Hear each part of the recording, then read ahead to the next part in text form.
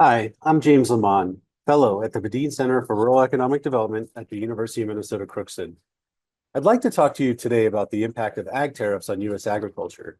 Since the election a couple of weeks ago, there's been a lot of talk about renewed tariffs on agricultural and other products from other parts of the world. So let's talk about what happened last time and what could potentially happen.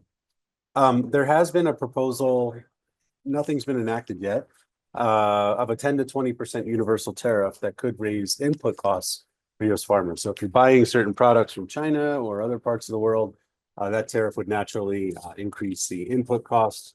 As a result, I suspect there's some retaliation risk as trading partners like China would impose a retaliatory tariff, thereby reducing U.S. market access. If you recall, several years ago, there was a targeted soybean tariff that was implemented by the Chinese, and that cost over $27 billion in lost exports. Soybeans were by far the biggest targeted due to support for the administration from the American Midwest. In addition to that, we could see competition growth if we're engaged in a trade conflict with some of our biggest trading partners. Brazil and Argentina could expand their market share, especially given not only the tariffs, but their weak currencies against a very strong US dollar.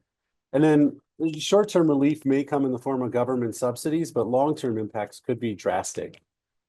The reaction from other nations should tariffs be implemented, as I mentioned earlier, would likely impact agriculture in a major way.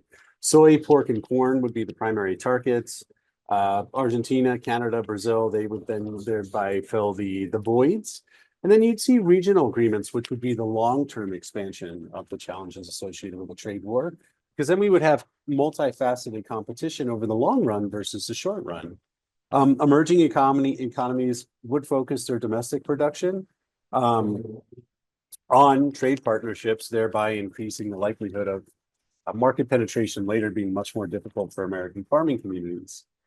That would create export declines for the United States, which would lower competitiveness in soy, dairy, and pork markets.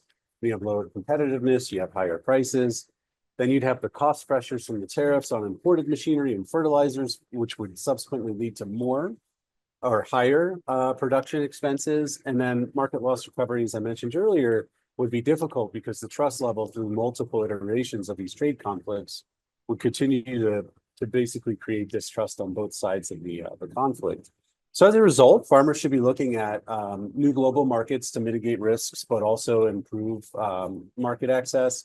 And then they should be highly involved in working with Congress and others on policy in the future, so that in the aggregate, not just the short term but the long term, the American agricultural community wins. Thank you for joining me. We'll see you next time.